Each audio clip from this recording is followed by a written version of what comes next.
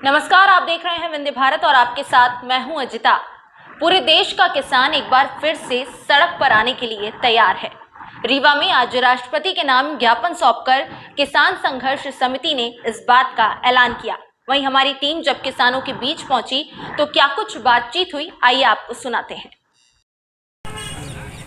नमस्कार, आप देख रहे हैं वंदे भारत। मैं जावेद अंसारी राजेश विश्वकर्मा के साथ। एक आपको टीम दिख रही होगी, संयुक्त किसान मोर्चे की यह टीम है। क्यों आई है यहाँ पर? खेती का समय है। इस समय अपना कारोबार बंद करके खेती किसानी छोड़कर आज यहाँ पर कमिश्नरी के सामने ये लोग मौजूद हैं। क्यों मौजूद हैं? आज बात इसको लेकर क्यों आए आप यहाँ? देखिए, एक साल जो अपना दिल्ली में आंदोलन चला, उसमें हमारी मांगे पूरा करने के लिए भारत सरकार ने एक पत्र के माध्यम से हमको बताया था कि 1 महीने के अंदर हम सारी मांगे पूरी कर देंगे।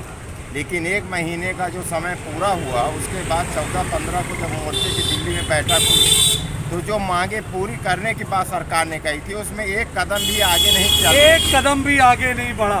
सरकार ने झूठ बोला, सरकार ने झूठ बोलकर हमारा अनशन तुड़वा दिया और किसी भी तरीके की मांग पूरी नहीं की। बताइए।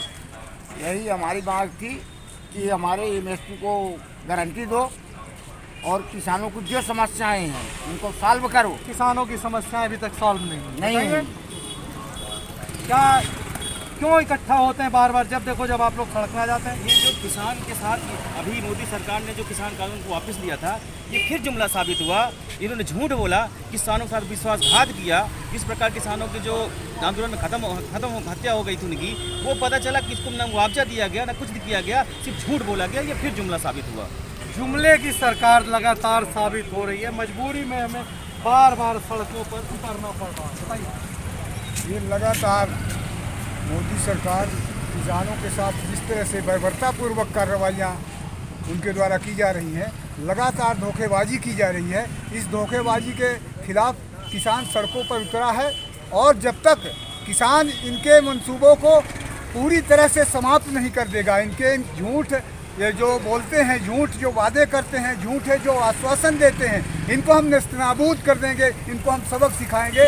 इसलिए ये लगातार किसानों के साथ धोखा दे रहे हैं। धोखेबाजों की सरकार, जुमलेबाजों की सरकार, आप क्या करेंगे? ये सरकार ठगों की और लुटेरों का गिरोह है। इन्होंने देश को शुरू से ठगा है और अभी भी उनकी ठगी में हमको मजबूरी में आना पड़ता, क्योंकि ये सरकार में बैठे हुए। सरकार में बैठे जिस तरीके से लगातार बातचीत हो रही है, क्या लग रहा आपको?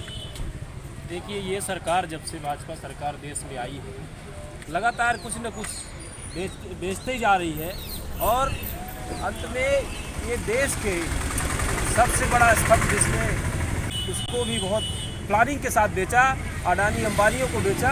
अडानी अंबानी को बेचा। बताइए क्या कहेंगे? हम तो यही कहेंगे कि ये सरकार है नहीं, ठग रही है। राजमुद्रा में उन्होंने लिख के दिया कि हम सारे मुकदमे वापस ले रहे हैं, न्यूनतम समर्थन मूल्य की गारंटी दे रहे हैं, शहीद किसानों को मुआवजा दे रहे हैं। लेकिन ये पहली बार दुनिया में, देश में नहीं पूरी दुनिया की एकलौती घटना है कि सरकार ने राजपत्र पर लिख के दिया हो और उसको एक पैसे पालन न किया हो। सबसे दुर्भाग्य की बात है, हमारा किसान नहीं राजमुद्रा संकट में है। राजमुद्रा संकट में है। तमाम तरीके के एक से बढ़कर एक उपाधि दी गई इस सरकार। ये जो संघियों की सरकार देश में चल रही है, तो अभी हमारे जब ये पत्र सरकार का आया, कृषि कानून वापस लिया और हमारे देश में 80,000 किसानों के ऊपर मुकदमा लगा, तो इन्होंने चर्चा किया था कि हम इनको तत्काल जो है तुम जो वापस लेंगे, तो आज तक मुकदमे वापस नहीं लिए। आज तक मुकदमे वापस नहीं लिए। साफ तौर से यहाँ जो लोग भी मौजूद हैं, किसी का कहना ठगों की सरकार, किसी का कहना धोखेबाजों की सरकार, जुमलेबाजों की सरकार, तमाम तरीके की उपाधि यहाँ के जो भी किसान नेता थे उन्होंने दी। उत्तर प्रदेश में चुनाव, जानबूझकर आप लोग मुद्दे को जिंदा करना चाहते हैं। सीधा सा सवाल आप। उत्तर प्रदेश में चुनाव है, लोकतंत्र में चुनाव एक 5 साल की प्रक्रिया है, लेकिन मैं आपको पीछे ले जाना चाहता हूं कि 1 साल से ज़्यादा 343 दिन रीवा के अंदर आंदोलन चला कृषि कानून के विरोध में और 8 दिसंबर को केंद्र की सरकार ने लिखकर एक पत्र दिया कि आप आंदोलन स्थगित करिए, हम आपको एमएसपी की गारंटी देंगे, जो मुकदमे हैं वो वापस लेंगे।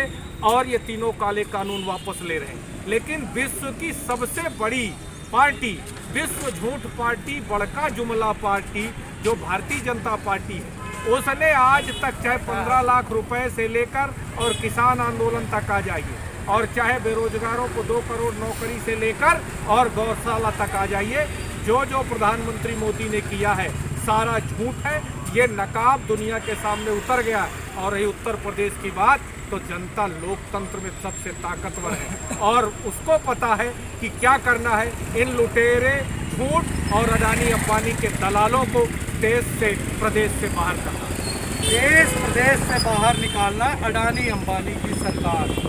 साफ तौर से इन लोगों का कहना है कि किसान विरोधी सरकार है, जुमलेबाजी की सरकार है, धोखेबाजों की सरकार है, एक से बढ़कर एक नायाब बात, धोखेबाजों की सरकार है, एक से बढ़कर एक नायाब बातें आज निकल कर सामने। शिव सिंह जी, लगातार आप लोग साल भर से ज़्यादा सड़कों पर रहे, अब आगे क्या? अब आगे ये जिस तरह सरकार का पत्र आया, ये केंद्र सरकार का पत्र है।